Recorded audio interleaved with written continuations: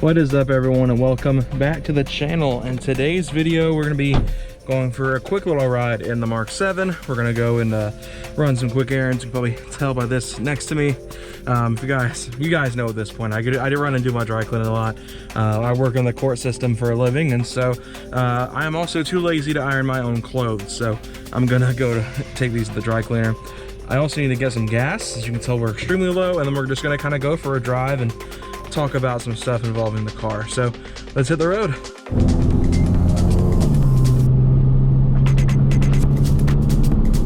This thing has been so fun with the new exhaust setup. I've been really happy with it. It's such a clean sound. It's not super loud. I can just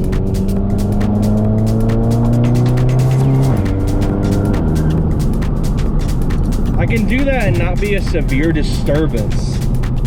And that's what I love. It's like I can actually push this car around a little bit and not feel like I'm waking the freaking dead with it. Like, it's so calm. It's such a nice sound. It's like, what's the word I'm looking for? It's appealing to the ears, whereas before it was so loud and so raspy and just ear piercing. The D-cell was awful. And I've put probably about 300, 400 miles on this resonator. And I think I would like to say it's broken in now. It still smells like it's breaking in. But I've driven it to work this week. I drove it a good bit over the weekend. I've beaten the crap out of this car. Like, you know, I took it to a classic car show out of all things on Saturday. I drove it pretty much to Atlanta on Wednesday. I know that doesn't make me sound like a local if I don't say Atlanta, but you know, I like sounding like, I don't really know how to say it, but I pretty much drove it to Atlanta the other day, and you know, I'm sure it's probably close to breaking in at this point. Oh, it's convenient. I can't see past this truck. Around this truck, so I can't see if there are cars coming.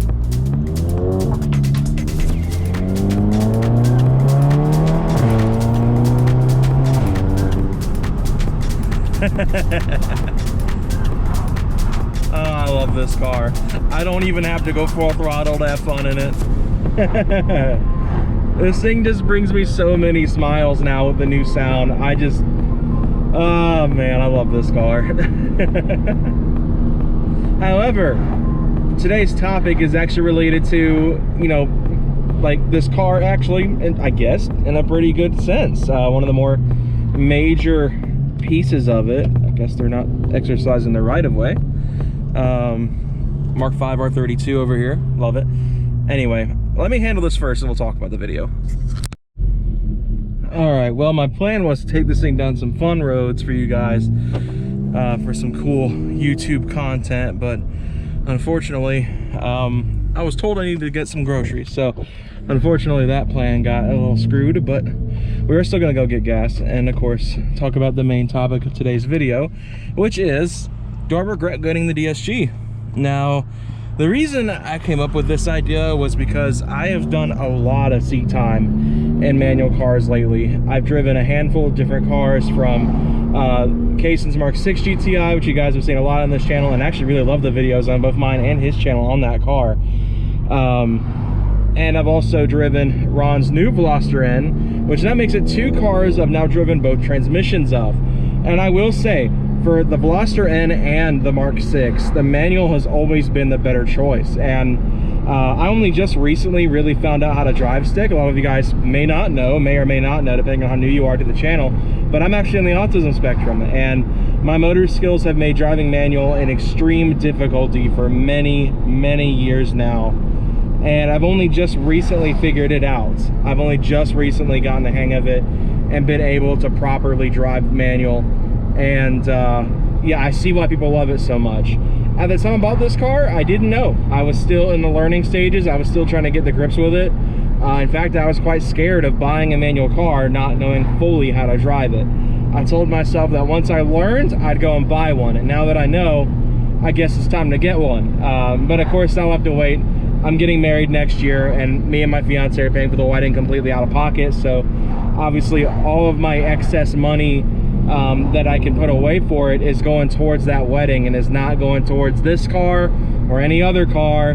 unless I just come in a lot of money and my fiance is like, absolutely go buy this car. Which I think the only way that'll ever happen is if I win the lottery and we can go buy a GT3 RS off the lot. So don't expect that anytime soon. But yeah, to answer the question, a little bit. I will say, like I said, I've driven a bunch of manual cars, and I've actually driven a DSG Mark 6, as well as now a manual Mark 6, as well as the DCT and manual Veloster N. And I will say that the manual is a definite more enjoyable setup for a car. This thing I feel like would be so fun with this turbo, with this exhaust setup, with everything that you know, me and my friends have done with this car over the last couple of years.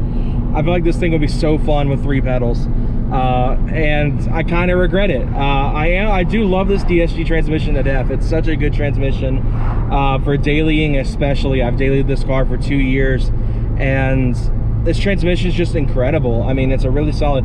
Of course, if this were the DQ381, if this were the 7-speed, I don't excuse me, I'd probably be a lot happier.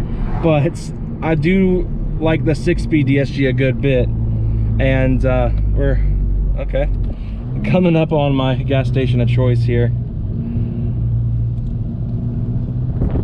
I was totally thinking that Camaro was about to just completely ruin me.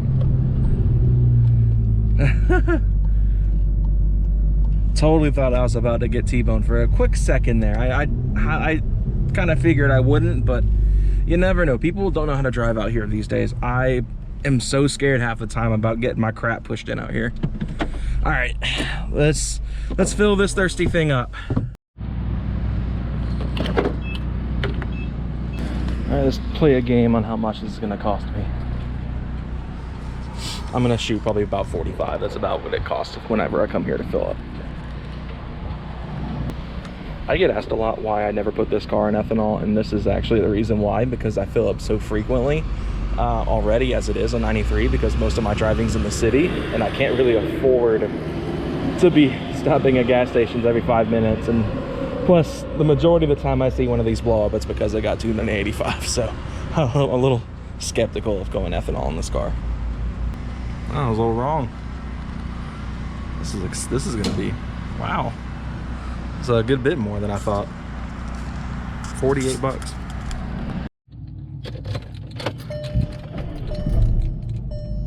All right, so that was a little bit more expensive than I thought it would be, but hey, it is what it is. I'm gonna quickly replace ourselves into sport mode here. My MMI is having a hard time today. Or is this MMI? Can't remember what it's called off the top of my head. So let us hit the road here.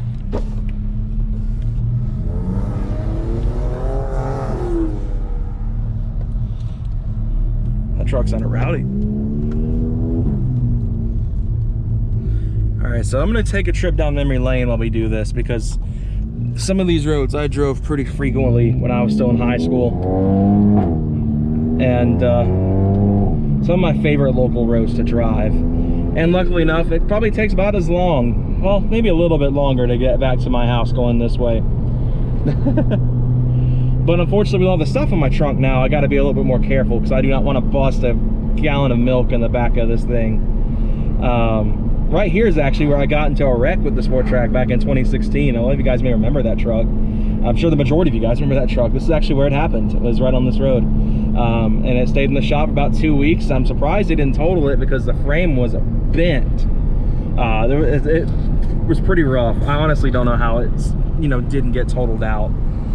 But yeah, do I regret getting the DSG? A tiny bit, actually. Like I said earlier, I mean, I have driven a bunch of manual cars lately. I've driven, you know, Speed 3s, S2000s. Those two were like really small areas. I didn't drive those terribly far. Cason's G37, I've gotten a decent bit of seat time in, actually. I've done quite a handful of pulls in it as well. I think it's a really fun car to drive. I've driven, you know, like I said, Cason's Mark 6, which I did a handful of pulls for a video for his channel. So you guys will actually get to see me driving manual in action here soon, for the first time in a normal video, you know, probably since 2018 when I tried driving Hayden's Genesis, and we all know how that ended.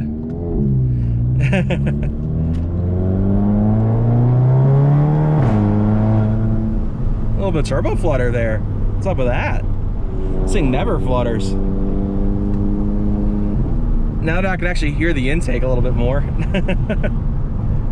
This road's really residential, so I try not to go too nuts on this road because there's so many houses and neighborhoods and all that stuff. But it is a fun road to ride down because there's just so many corners.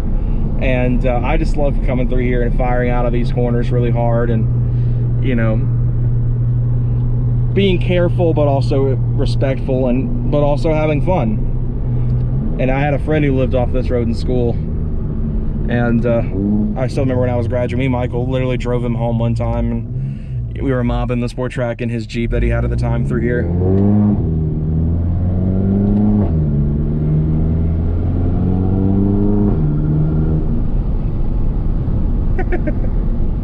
I love this transmission, but man, imagine how fun this would be in a manual transmission right now. Imagine I had 3 pedals and I was doing that. Just imagine 3 pedals. That would have been a fun little quick drop it in the third, swing that corner.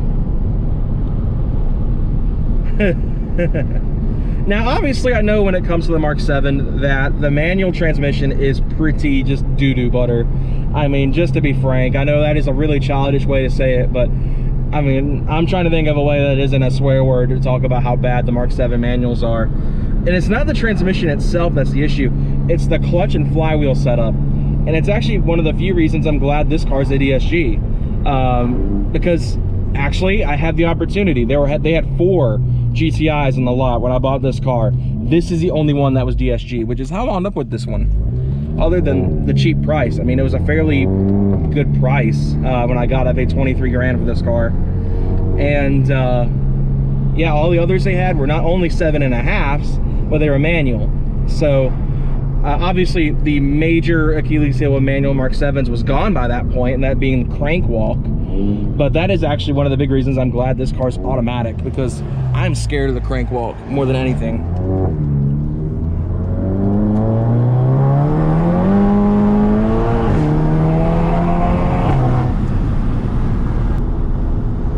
That was always my pulse spot when I was in school. That was always where I would romp on cars coming. Technically, it was only the sport track. Oh, that was lucky timing. That could have been bad if he saw me do that. Oh, man. That was my pole spot with the sport track. I would turn off that road every day coming home from school, because I actually lived right here where this truck's turning in. That's where I used to live.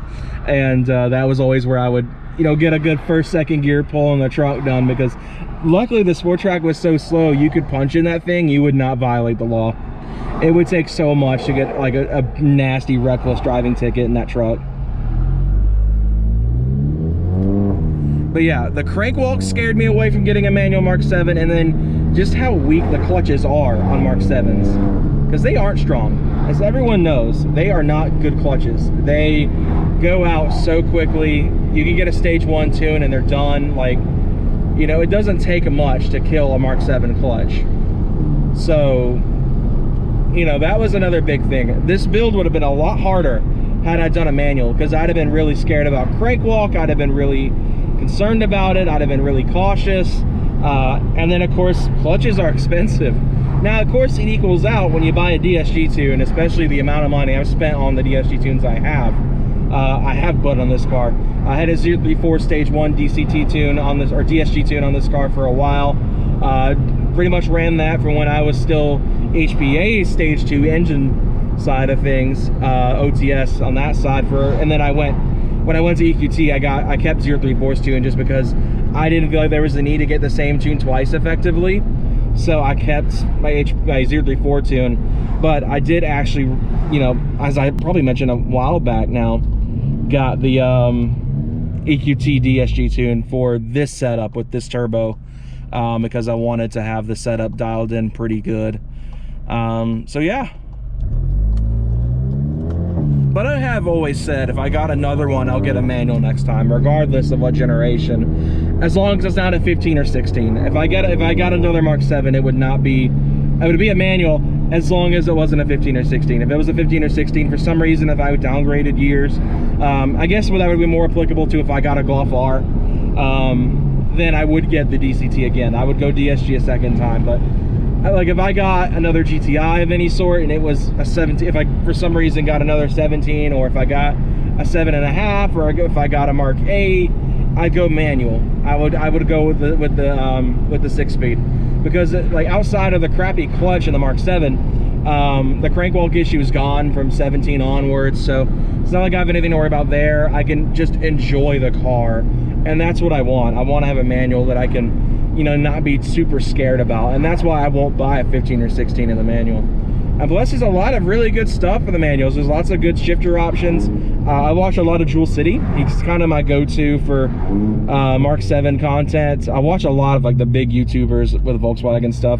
Like, you know, obviously my mainstays are Shop Dap and Humble Mechanic, but I do love watching like Jewel City, especially when it comes to my VW content. Man, this is gonna be a wild incident. I might have to be a jerk here. I'm gonna have to be a jerk. I'm sorry, I don't want to wait. Steering angle sensor got me a little bit there. It did not want to turn very fast. These red stuffs are starting to squeak. It may be time for some pads on this car. We're gonna say several Dragon runs where I've pretty much boiled these freaking pads. It's probably about time.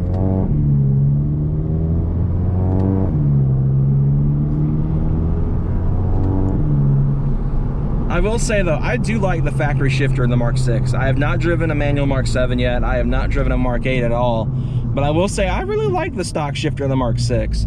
Ron's Veloster in manual, and I can talk crap about this because he didn't install it in this car. I hate the shifter he's got.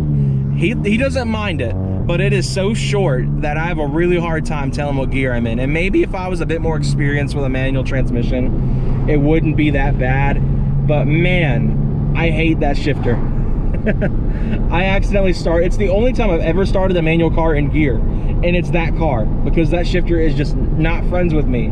And maybe I'm just allergic to Hyundais, because both times I've driven stick Hyundai cars, I struggle. But everything else, I've driven competition clutch cars. I mean, the S2000 and the G37 I've driven have both had aggressive clutches in them, and I have no problem with them. Let's see, is this an SS?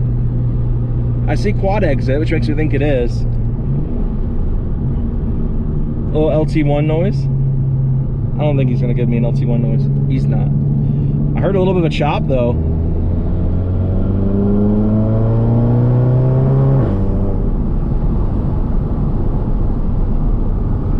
This is how I drive home from work. I take this road and I'll shred these corners, but I'm gonna have to be a little more cautious than I do when I drive home from work, because of the precious cargo in the trunk that I need to get home in one piece. Not only for dinner tonight, but for my car's sake. I don't know what's up with that Kia.